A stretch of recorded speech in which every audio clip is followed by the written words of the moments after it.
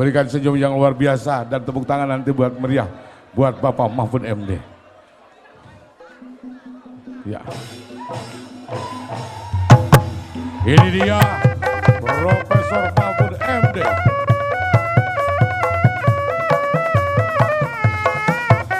Bapak Profesor Mahfud MD. Tepuk tangannya. Tepuk tangan yang meriah buat Bapak Profesor Mahfud MD.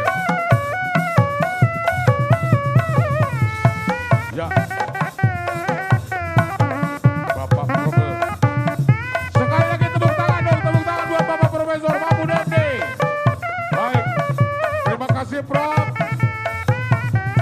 Jaga. Terima kasih Prof. Sudah di sana Prof. Silakan mengelilingi Prof. Terus. Tenang Ibu, mohon dijaga jaraknya Ibu, mohon tenang.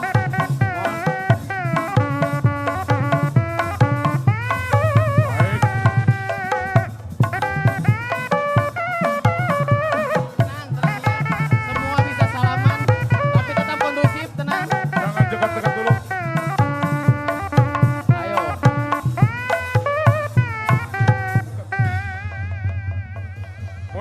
Mundur sebentar. Kembali Tepuk ke tangan yang posisi mulia buat dua. Bapak Profesor Mahfud MD.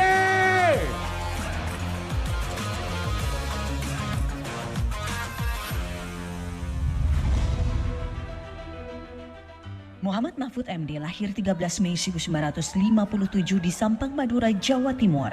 Mahfud menikah dengan Zaizatul Kita Hayati saksikan dulu profil dan Bapak karuniai Mahfud MD 3 anak, di layar yakni kita. Dr. M. Ikhwan Zain, Dr. Vina Amalia, dan Royhan Akbar SH MCL.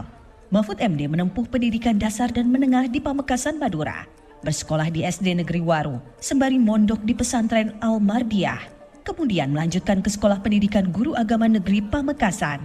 Setelah itu, Mahfud melanjutkan pendidikan di Yogyakarta, menyelesaikan Sekolah Pendidikan Hakim Islam Negeri, kemudian menempuh pendidikan sarjana di Fakultas Hukum Universitas Islam Indonesia, jurusan Hukum Tata Negara, dan Fakultas Sastra dan Budaya Universitas Gadjah Mada, jurusan Sastra Arab.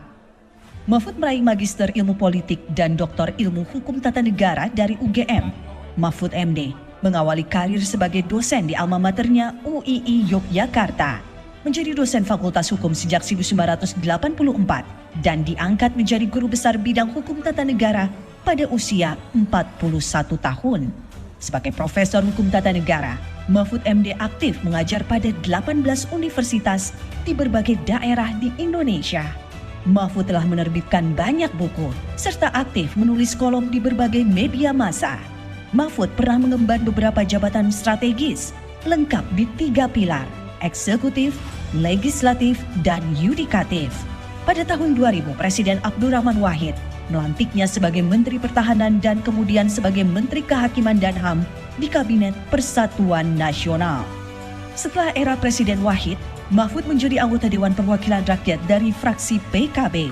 Setelah berkiprah di DPR, Mahfud MD terpilih sebagai Hakim Konstitusi periode 2008-2013 dan menjadi Ketua Mahkamah Konstitusi hingga 2013. Mahfud kemudian diangkat Presiden menjadi anggota Dewan Pengarah BPIP. Saat ini, sejak 2019, Mahfud dipercaya oleh Presiden Joko Widodo mengemban amanah sebagai Menteri Koordinator Bidang Politik Hukum dan Keamanan. Mahfud adalah Menko Polhukam pertama dari kalangan sipil. Di sela kesibukannya sebagai akademisi dan pejabat negara, Mahfud MD giat di berbagai organisasi kemasyarakatan. Pernah menjadi Ketua Dewan Kehormatan Ikatan Sarjana Nahdlatul Ulama (ISNU), Mustasyar di Majelis Permusyawaratan Pengasuh Pesantren se-Indonesia (MP3I), Ketua Dewan Penasehat Ikatan Keluarga Alumni Universitas Islam Indonesia, Ketua Dewan Pakar Keluarga Alumni Universitas Gadjah Mada. Pernah menjadi Koordinator Presidium Majelis Nasional Korps Alumni Himpunan Mahasiswa Islam atau KAHMI, serta pernah menjadi Ketua Asosiasi Pengajar Hukum Tata Negara dan Hukum Administrasi Negara. Mahfud yang dikenal sebagai sosok berintegritas mendapat sejumlah gelar kehormatan dari berbagai masyarakat adat. Di antaranya gelar Angku Mojo Sadio dari masyarakat Mage, Sumatera Barat, kemudian mendapat gelar Karaeng Tojeng yang berarti pembawa kebenaran dari masyarakat Galesong, Sulawesi Selatan. Mahfud juga mendapat kehormatan sebagai anak adat dari warga suku Marori Menggei, Merauke, Papua dengan nama Muhammad Mahfud Dongwol Kaise. Tepuk tangan dong buat Profesor Mahfud MD. Pak Mahfud, terima kasih Pak Prof hadir di sini atas undangan kami dalam rangka Hari Anti Korupsi Sedunia. Sekali lagi tepuk tangan buat Bapak Profesor Mahfud MD. Pak Mahfud, saya open bersama Anda. Hari ini susah sekali Pak, meminta para pejabat, apalagi di sini Pak, untuk memberikan speech atau memberikan sambutan di sini dalam rangka Hari Anti Korupsi Sedunia Pak. Nggak tahu udah apa, mereka pada nggak mau Pak. Baik Pak, dan semuanya sebagai bangsa yang besar, bangsa yang menghargai jasa-jasa pahlawan, bangsa yang menghargai bagaimana direbutnya negeri kita dari tangan-tangan penjajah, dan bangsa yang besar, bangsa yang menghargai bagaimana sangsaka merah putih itu berkibar. Marilah kita menyanyikan lagu Indonesia Raya.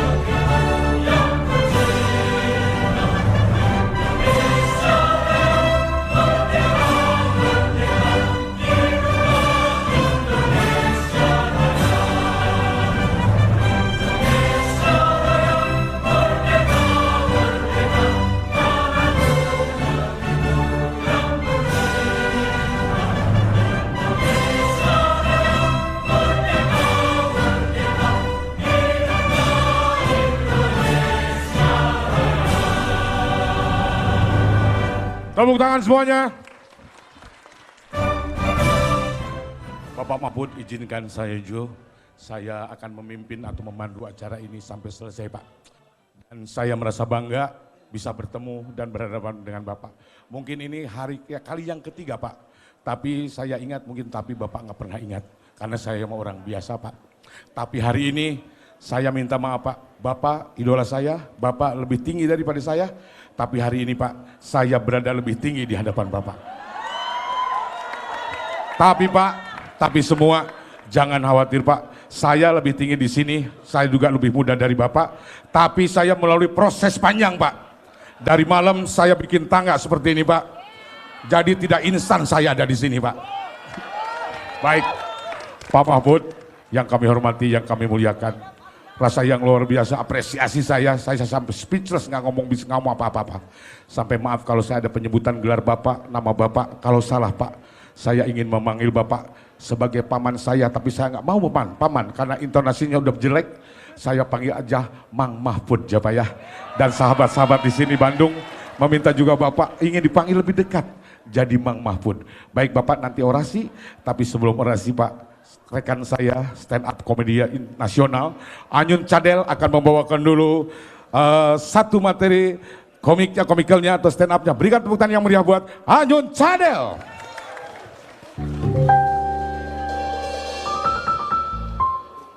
Assalamualaikum warahmatullahi wabarakatuh.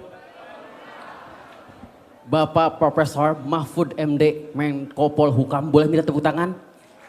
Bapak, saya tuh ngefans banget sama Bapak Pak, karena Bapak suka bilang tegakkan hukum seadil-adilnya. Indonesia bebas korupsi Pak. Makanya saya boleh ketemu Pak, boleh izin saya salaman ke Bapak? Boleh Pak?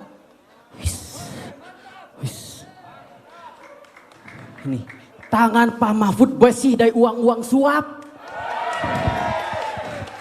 Oh, pakai Friska ya, pantesan anget Pak. Semoga saya ketularan ya. Dan ini Pak, jujur Pak, kemeja saya ini saya beli di tahun 2019 Pak. Dan belum pernah saya pakai. Ini saya sengaja pas ketemu bapak saya pakai. Tapi ini ceritanya sama kayak bapak ya. Bapak juga beli kemeja di 2019 belum pernah dipakai. Dan baru di 2023 dipakai. Saya sama Pak Mahfud ada chemistry. Ada kesamaan Pak. Tapi ini membuktikan Pak Mahfud ini orangnya low profile, sederhana. Kemeja aja nggak beli itu dari tahun 2019. Soalnya Pak banyak Pak yang orang-orang beli kemeja Pak. 2014 beli kemeja kotak-kotak Pak. 2019 ganti pakai putih Pak. Beli lagi 2023 pakai biru muda. Padahal emang gak dikasih ke bapaknya yang putih, ke anaknya ya. Dan saya juga idola ke bapak, selain idola ke beliau, saya idola ke anak bapak Pak. Saya pernah dengar di podcastnya, kalau anak bapak tidak menggunakan privilege bapak. Soalnya anak-anak sekarang itu banyak menggunakan fasilitas seperti seorang tuanya. Tapi kalau anak Pak Mahfud namanya Fania apa ya, dia tidak menggunakan fasilitas privilege Pak Mahfud. Bahkan di kampus tidak ada yang tahu kalau Pak Fania ini anaknya Pak Mahfud. Wih. Pak Vina, mohon maaf salah Pak, Pak Vina tidak ada yang tahu. Bahkan dosen ini, mohon maaf dosennya pernah ngasih susu ke anak bapak ya Pak ya. Ini kalau dosennya tahu anaknya Pak Mahfud, itu bukan ngasih susu tapi ngasih suaya. Dan ini yang salut nih, Mbak Vina ini kemana-mana pakai motor biasa ya. Pakai motor biasa loh. Kemana-mana, nggak pakai Rubicon. Dan pajaknya hidup nggak mati. Dan dia ya beli uangnya bukan dari hasil pajak, uang sendiri, hebat loh. Dan ini Pak yang terakhir dari saya Pak. Ya ini inti saya terakhir dari saya, Pak Mahfud ini adalah orangnya yaitu Pak selain ahli hukum, Bapak ini dosen Pak ya. Dosen di UII. Tapi saya Pak baca berita kemarin Pak. Seorang mahasiswa Pak gagal melakukan bimbingan, gagal dosen pembimbingnya jadi cawapres Pak. Ini gimana Pak karena si mahasiswa Pak? Ini mohon maaf kalau Bapak kepilih berarti harus nunggu 5 tahun Pak. Ya udah sekian dari saya aja udah aja, terima kasih. Atur nuhun Bapak Mahfud, terima kasih. Bapak, tiba saatnya Bapak untuk memberikan orasi kebangsaan Pak. Punten Kang Ferry pangnyandakeun Bapak antar ke sini, Bapak di atas, mangga. Bapak diantar ke sini. Ya, kita muter Pak. Makasih Ibu, makasih.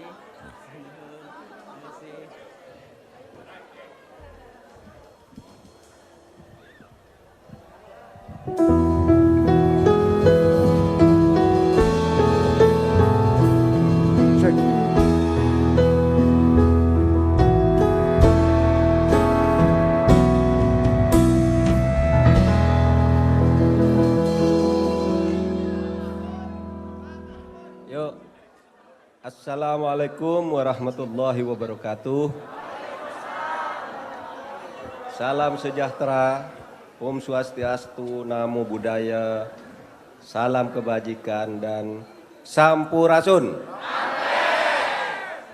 Saudara, biasanya saya pidato tanpa teks panjang, tapi karena saya agak flu, sehingga improvisasi tidak bisa banyak dilakukan, sehingga ini ditulis. Tapi isinya sama saja akan saya bacakan. Saudara, hari ini 9 Desember 2023, kita memperingati Hari Anti Korupsi Sedunia. Ini merupakan momen yang tepat bagi kita untuk melakukan refleksi sejauh mana pencegahan dan pemberantasan korupsi di Indonesia sudah dilakukan dan upaya apa lagi yang harus dilakukan untuk mencegah dan memberantas korupsi dengan lebih cepat dan lebih baik. Orasi kebangsaan saya hari ini saya lakukan di Bandung, kota bersejarah, kota dengan semangat patriotik yang tinggi, kota yang kuat akar budayanya, dan kota yang memberikan kontribusi tidak hanya kepada bangsa dan negara Indonesia, tetapi juga kepada dunia. Misalnya, konferensi tingkat tinggi Asia Afrika yang dilaksanakan di Bandung, di mana Bung Karno menyampaikan pidatonya yang fenomenal yang berjudul Let a New Asia and Africa Be Born. Mari kita lahirkan Asia baru dan Afrika baru. Ini adalah pidato yang membakar semangat persaudaraan dan solidaritas antar negara-negara Asia Afrika dalam melawan kolonialisme. Ada 3 alasan Bung Karno memilih kota Bandung sebagai tuan rumah KTT Asia Afrika saat itu. Pertama, pada tahun 1926, Soekarno mendirikan Al-Khemen Studi Club di Bandung yang merupakan hasil inspirasi dari Indonesia Studi Club oleh Dr. Sutomo. Organisasi inilah yang menjadi cikal bakal berdirinya Partai Nasional Indonesia yang didirikan pada tahun 1927. Alasan yang kedua, pada bulan Desember tahun 1930 di hadapan peradilan Landrat di kota Bandung ini, Bung Karno membacakan pledoi yang berjudul Indonesia Menggugat. Pledoi yang mengupas kehidupan rakyat Indonesia di bawah penjajah ini disusun sendiri oleh Bung Karno dari balik penjara. Pledoi Indonesia Menggugat ini kemudian menjadi cikal bakal politik melawan kolonialisme dan imperialisme. Alasan yang ketiga, di bumi Parahyangan pada 30 Maret 1933, Bung Karno menyusun risalah mencapai Indonesia Merdeka yang berisi visi dan misi kemerdekaan Indonesia. Bandung, saudara, pada tahun 2012, saya masih ingat itu tanggal 5 Juni. Saya diundang ke Maroko untuk mewakili Mahkamah Konstitusi dari kawasan Asia menyampaikan speech di forum Mahkamah Konstitusi negara Asia Afrika yang berbahasa Perancis. Artinya mereka bekas jajahan Perancis. Yang menarik bagi saya bukan soal Mahkamah Konstitusinya, tapi pada saat itu ada orang yang sudah tua yang ditunjuk menjadi moderator. Dia mengatakan, saya tidak kenal Pak Mahfud, tapi saya kenal Bandung, saya kenal Bung Karno. Mengapa? Karena katanya pada tahun 1955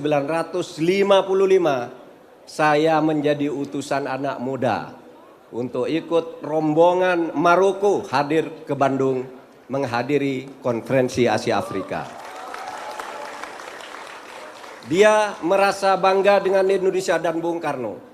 Bahkan dia pada waktu itu membuktikan kalau Pak Mahfud tidak percaya, katanya, saya akan menyanyikan lagu Halo Halo Bandung. Lalu dia berdiri, ayo. Dia berdiri. Tepuk tangan. Halo Halo Bandung.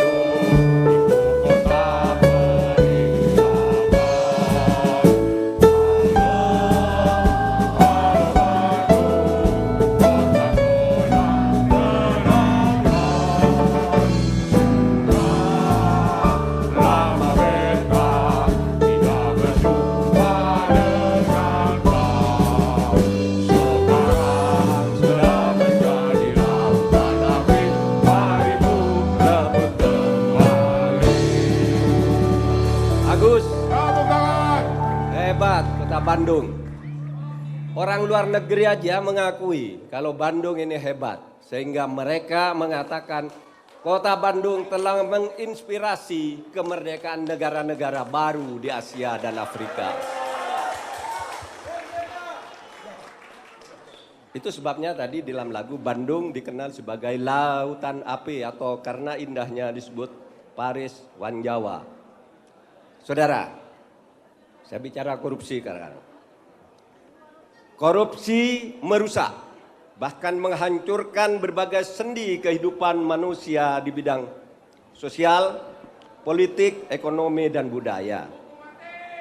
Korupsi merusak demokrasi, merusak birokrasi, merusak aparat penegak hukum, bahkan juga merusak kehidupan agama dan berkeyakinan. Karena sering orang korupsi itu mencari dalil-dalil agama untuk membenarkan kalau seorang koruptor tertangkap itu kan sering yang biasanya pakai celana pendek keluar lalu tiba-tiba pakai jilbab datang ke KPK gitu kan, nengok suaminya lalu ngajak kiai gitu memberitahu bahwa suaminya orang baik-baik gitu. Itu sering terjadi. Kami Ganjar Mahfud tidak setuju kalau ada yang mengatakan korupsi itu budaya. Bukan budaya, korupsi itu kejahatan. Kejahatan. Karena ada yang mengatakan udahlah.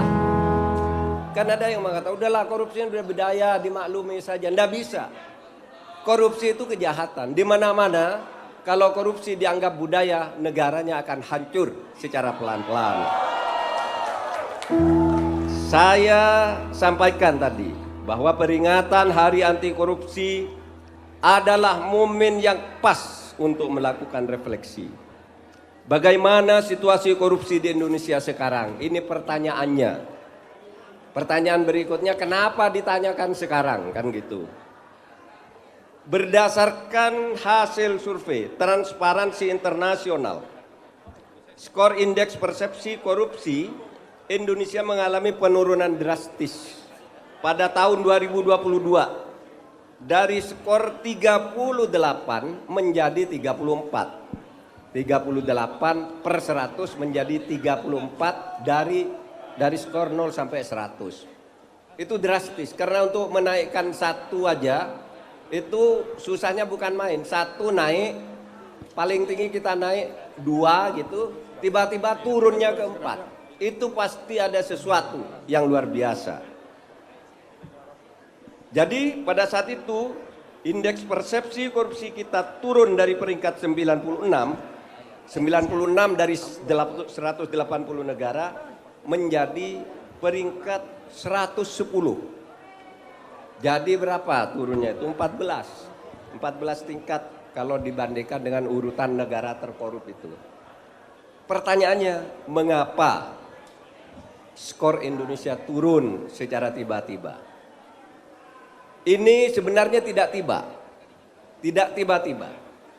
Diawali dengan upaya pelemahan KPK melalui revisi Undang-Undang KPK pada tahun 2019 yang mengundang protes besar dari berbagai kalangan.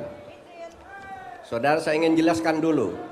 Ada yang mengatakan, Pak Mahfud, Anda kan ikut membuat undang-undang KPK. Tidak, saya tidak ikut.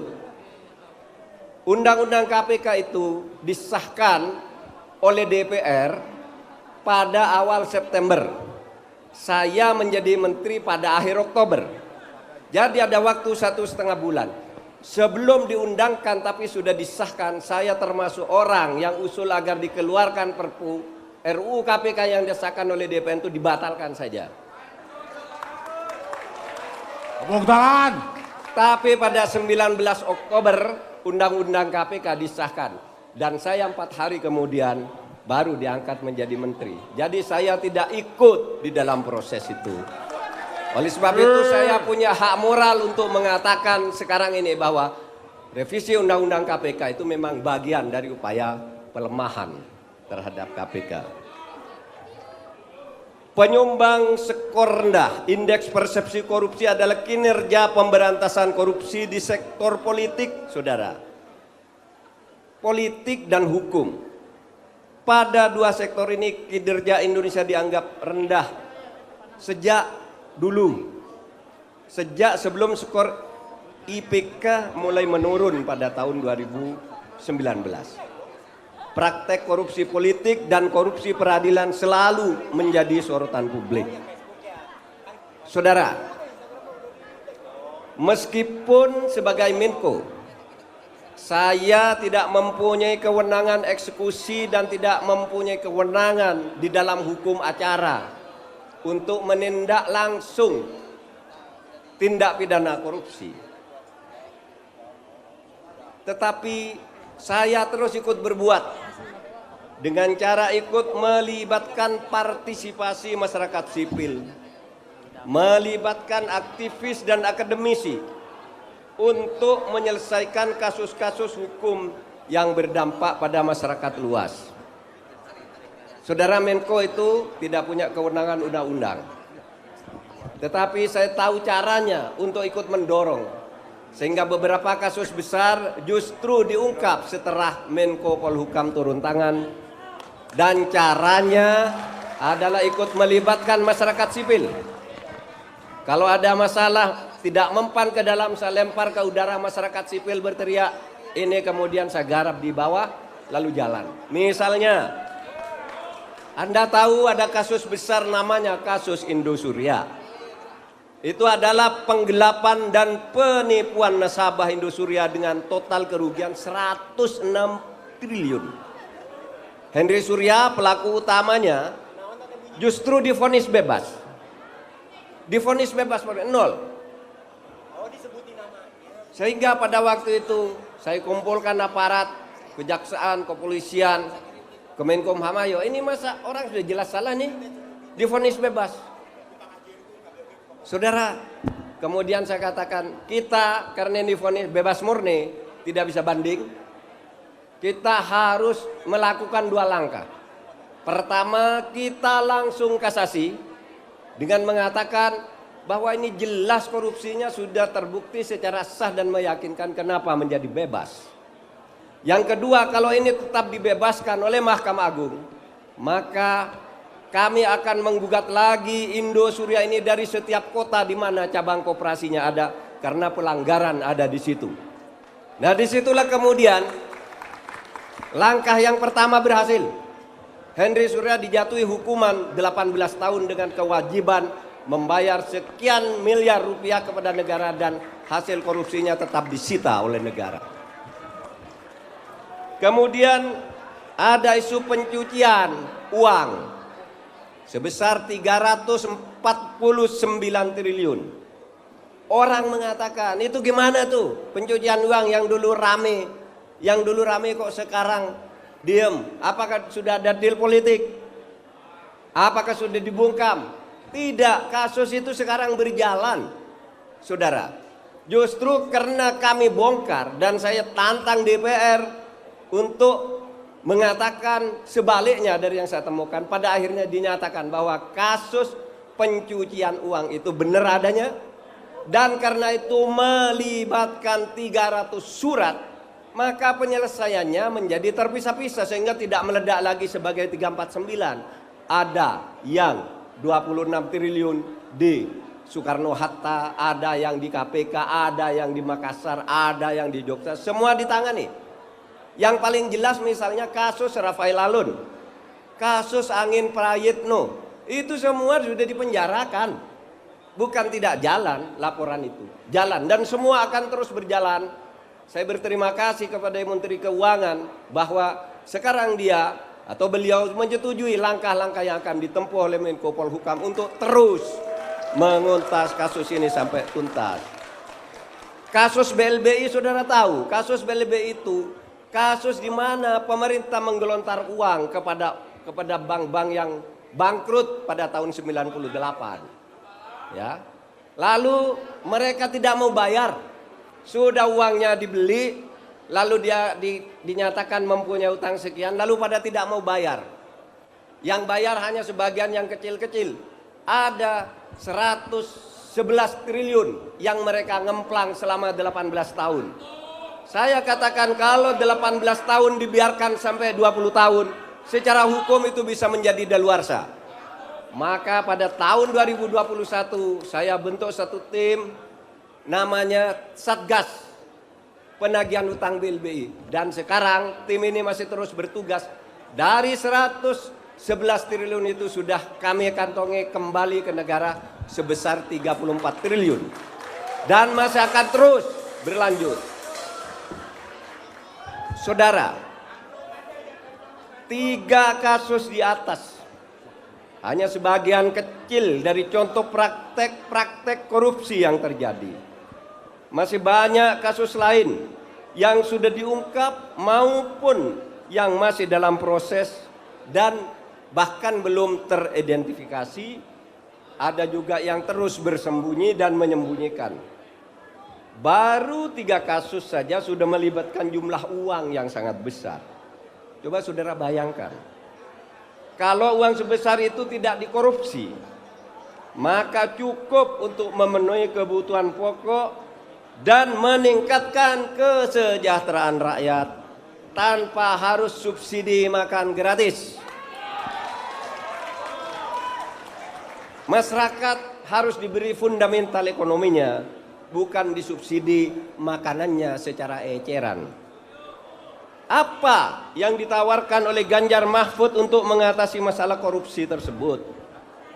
Kami sudah merancang program konkret untuk mengatasi secara komprehensif, yaitu memperkuat kembali Komisi Pemberantasan Korupsi. Oh, tepuk tangan. Ada yang mengusulkan fungsinya, tapi ada juga yang mengusulkan perubahan namanya.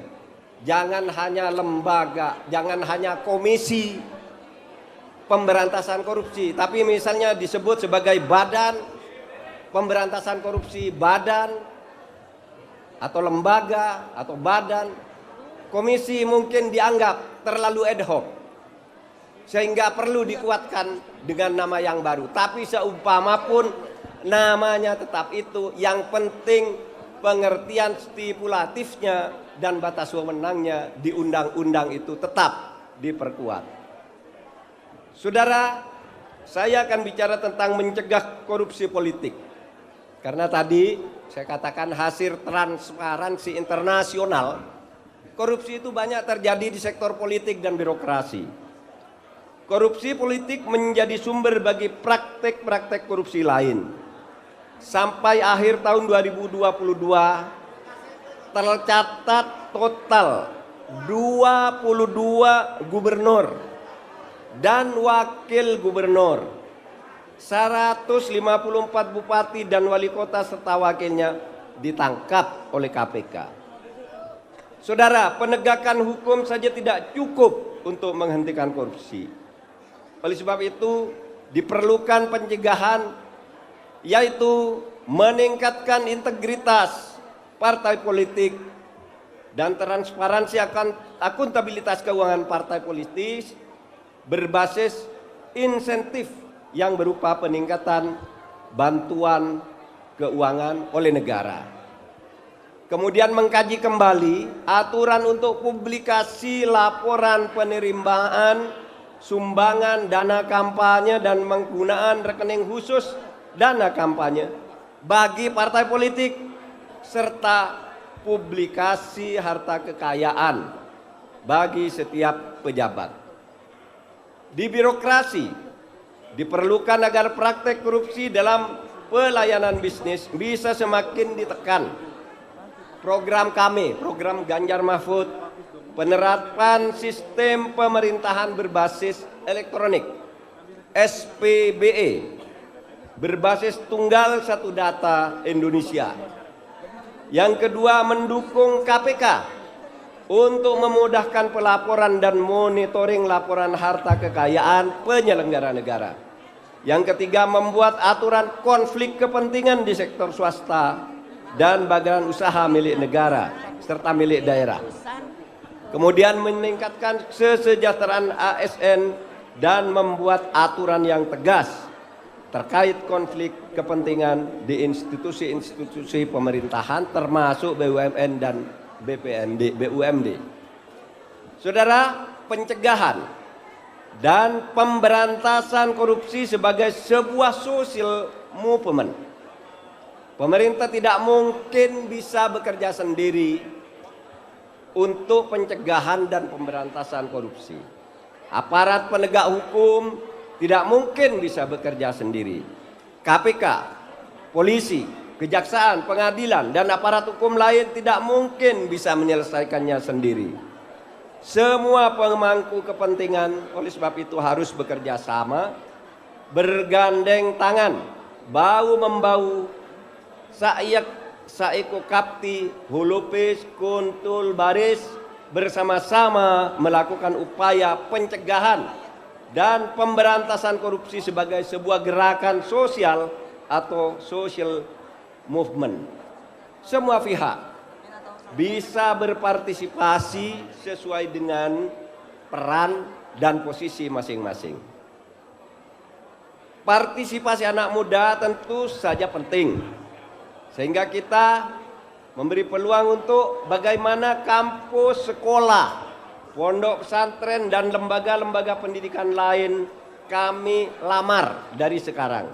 Kami lamar dari sekarang untuk ikut serta memperkuat pendidikan anti korupsi. Korupsi juga bisa diberantas oleh anak muda dengan mengampanyekan betapa rusaknya korupsi untuk Indonesia. Terlebih anak muda yang adalah digital native bisa memanfaatkan dunia digital untuk memberantas korupsi. Penegakan hukum yang lemah. Ini sudah hampir bagian-bagian akhir. Penegakan hukum yang lemah akan mengakibatkan tidak berjalannya tata kelola pemerintahan yang baik. Padahal tata kelola yang baik adalah kunci bagi pemerintah untuk menyelenggarakan proses pemerintahan, mulai dari pembuatan kebijakan, implementasi program pembangunan, hingga ke evaluasinya. Gejala buruknya tata kelola yang paling kentara adalah korupsi yang berdampak panjang. Korupsi yang terjadi bukan hanya saat implementasi atau eksekusi, tetapi bahkan sejak dari tahap perencanaan program pembangunan. Korupsi akan membuat penyediaan layanan publik seperti kesehatan, pendidikan menjadi tidak efisien, menjadi mahal, dan menyebabkan rakyat susah karena berbelit-belit. Korupsi akan membuat perizinan usaha sulit dan bisnis tidak mendapat kepastian hukum. Berbisnis di Indonesia menjadi tidak menyenangkan. Lapangan pekerjaan baru yang bisa diciptakan menjadi hilang karena korupsi. Secara makro, buruknya tata kelola di sektor ekonomi mengakibatkan ekonomi berbiaya tinggi yang dampaknya merugikan warga dan konsumen karena naiknya harga. Jadi dengan demikian hukum harus ditegakkan agar terwujud tata kelola yang baik, agar korupsi diberantas, layanan publik menjadi mudah dan cepat, dan tersedia lapangan kerja dan harga yang stabil. Pada akhirnya Ganjar Mahfud memegang 3 prinsip utama atau 3 prinsip janjinya, yaitu taat kepada Tuhan, patuh pada aturan hukum, dan setia kepada rakyat. Terkait pencegahan dan pemberantasan korupsi, 3 hal yang ditekankan oleh Ganjar Mahfud. Siapa makan uang rakyat, kami kejar. Hati-hati bahwa kami adalah peluru tak terkendali untuk melibas korupsi. Karena kami bersih dan berani, maka koruptor pun menjadi ngeri. Salam 3 jari. Saya mau tanya sekarang kepada saudara-saudara. Apakah saudara sekalian mau bersama Ganjar Mahfud memberantas korupsi? Dua kali lagi dong. Mau.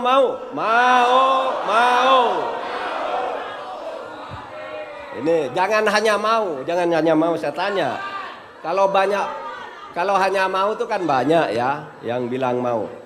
Apakah saudara sekalian bersedia bersama Mahfud dan Ganjar atau bersama Ganjar Mahfud sanggup bekerja keras untuk memberantas korupsi? Sanggup. Masih bervariasi, ada yang sanggup, ada yang bilang bersedia. Sanggup?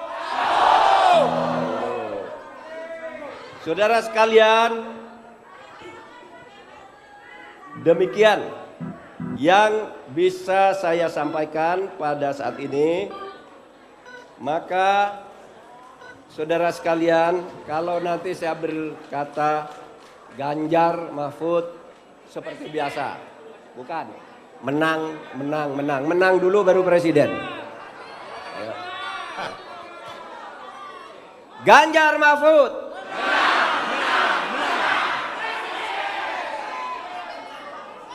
sekali lagi, Ganjar Mahfud. Ada presidennya nih, biar seragam ya. Menang presiden gitu. Ganjar Mahfud. Begitu. Terima kasih. Wallahul muwaffiq ila aqwamit thoriq. Assalamualaikum warahmatullahi wabarakatuh. Waalaikumsalam. Pak, terima kasih. Bapak, tapi kami warga Jawa Barat juga ingin Bapak meneriakan dalam hari anti korupsi sedunia ini. Bapak cuma hanya bilang begini, Jabar korupsi. Teman-teman menjawab di sini, embung. Nah, yang kedua, Jabar korupsi, cadu. Nah, Jabar korupsi, tesudi. Ya, artinya itu bagus Pak. Jadi nggak mau, nggak sudi dan amit-amit. Ya Pak ya, Bapak tinggal bilang saja, Jabar korupsi, embung. Jabar korupsi, cadu. Nah, yang ketiga Jabar korupsi, tesudi. Ya, ingat ya, baik-baik. Ingat ya, tiga kali loh. Angkat tangannya di atas ya. Angkat tangan di atas, yo. Tiga, yo. Tiga, yo. Jabar korupsi. Bung.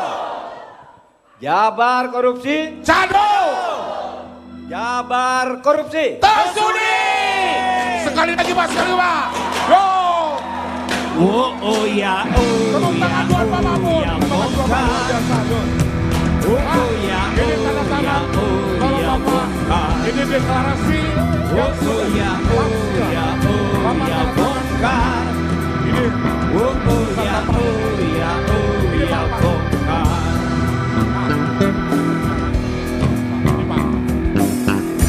Bapak sini Pak, udah tempatnya.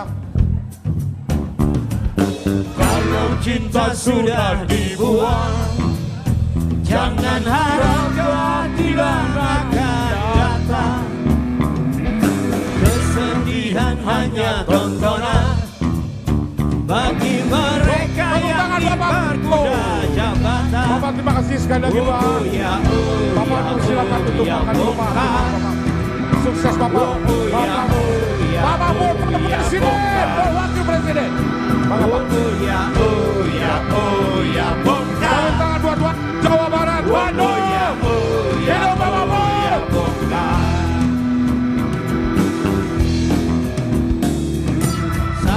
Sabar dasar serta kesewenang-wenangan. Terima kasih semua budayawan seniman Kota Bandung. Seniman Kota Bandung. Untuk disebutkan. Kasih jalan Pak Mahfudnya, kasih jalan kasihan. Hentikan